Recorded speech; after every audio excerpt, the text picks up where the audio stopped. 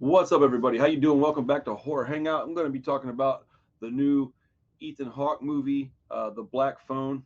It was actually I said Ethan Hawke movie. It's Scott Derrickson directed it, but he also did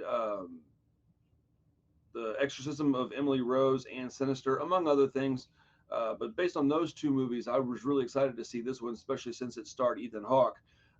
So yeah, buckle up. We'll talk about it. Maybe some light spoilers in here somewhere. I'll try to do that at the very end of the video.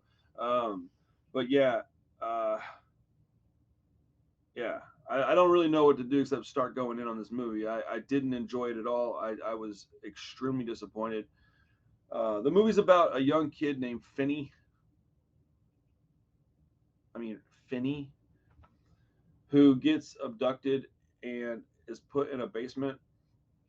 Excuse me. There's a black phone on the wall that's seemingly disconnected. It starts to ring. He picks it up and you hear the voice of this killer's previous victims telling him how he can possibly help himself get out of the situation.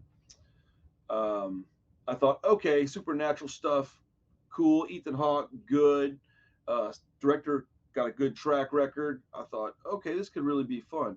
They delayed it a lot, man. They made it. We waited on this movie for like a year, right?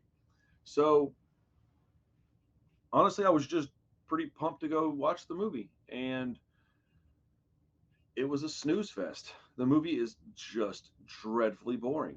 It is an hour and 42 minutes. They could have easily shaved it down to a 90-minute movie. Um, the acting is pretty good, I guess, but mostly kid actors, child actors. Um, it's very predictable, very slow, very little gore at all. Uh, the parts in the movie that are really enjoyable and that I thought had a lot of potential are the young sister to the main character and Ethan Hawke's character, the grabber. And neither of them were on screen enough. Neither of them had enough to do, and we didn't get to see as much as we should have from either character. And I think the problem is that they weren't supposed to be the best part of the movie. The best part, the most empathetic character was supposed to be this kid Finney. Oh, the name, man, Finney. Anyhow, he's a giant pussy, and he gets bullied, doesn't take up for himself. His sister gets picked on or kicked or hit, doesn't take up for her. So there's no, you don't feel sorry for him. There's no point in the movie where you're like he just doesn't have any heart. And me personally, I didn't find that empathetic at all. I felt like, I mean, like, I don't know, man. I'm trying not to just completely ruin this movie for you guys. If you haven't seen it, I'd like to know what you thought was good about it if you enjoyed it, because I was hearing a lot of positive things, or at least that it was good. I wasn't hearing any detailed positivity. I watched Chris Stuckman's review for it, so I just saw that he reviewed it and thought, okay, he's pretty positive these days. So if he watched it and if he's reviewing it, he must have liked it. Let me see what he's got to say about it. Dude, he said it was better than Sinister. It's not better than Sinister. It's not better than Exorcism of Emily Rose. This is a swing and a miss. This is a big whiff, dude. This movie is terrible. Not just bad or mediocre. It is awful. It is the worst horror movie that I've seen in 2 or 3 years. Like I was expecting like a 7.5 to an 8.5 out of this, and I got like a 1 or 2 out of it. It's that bad. It was excruciatingly boring. I didn't feel anything for any of the characters. Uh, the dad in the movie, they can't figure out whether or not they want the guy to be a drunk piece of shit or like a guy that's like, oh, I'm sorry, I love you kids. He does both things, and neither of them are convincing. Like I don't know, man. That just I mean, so okay, good stuff about the movie. The little sister was awesome. The character, the grabber, is a cool idea. The music in the movie is pretty great. I mean, other than that, it's. I mean, was the cinematography good? I don't even know. I wasn't paying attention. It was that boring. The golly, man, I don't have much else to say about this. This movie was bad. I'll say this: they had the potential to make an icon with the grabber. They could have done with the grabber what they did with like Pennywise or maybe Freddy Krueger. He's a terrifying figure, right? And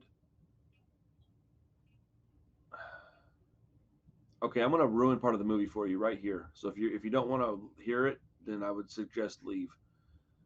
So spoiler or warning right here, right now, is the only one you're going to get. So they had an opportunity to let him get away and have more movies with him as the main villain and create a terrifying character, and they didn't do it. This kid, who throughout the entire movie has no heart, no balls, he's a bitch, man. He gets picked on and just takes it, right? He's a nice kid, okay, but he's a little bitch. Suddenly, out of nowhere, after being in a basement for a couple of days, instead of being so scared that he can't move, you're telling me that suddenly he comes up with this plan and overpowers and outsmarts Ethan Hawke? The kid's like 10 or 12 years old. Dude, are you kidding me? It's insulting to my intelligence. Like I understand the suspension of disbelief. I get that. I watch a lot of movies that they do shit like jump 2 stories in the air. Of course, that's not real. But this movie, with the exception of like the supernatural stuff, was supposed to be based in reality, kind of, right? There's no world where that would have happened. No chance. Not a single chance. Not even a little one. The way this kid escapes is ridiculous. The movie has one of the worst endings I've seen in movies in a long while. Um, I have had a hell of a couple of years watching movies like Malignant and Halloween Kills. I hate both those movies.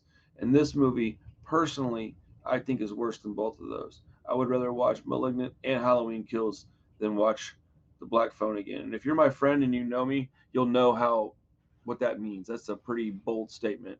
I will say this, even though I just said that, I am going to watch this one more time, because I want to make sure that I didn't miss something, or something that because I mean, it was so slow and boring that I found myself like drifting off in thought and then being like, oh, wait, I'm watching a movie. And dude, I checked my phone to see the time because I was waiting for it to be over with.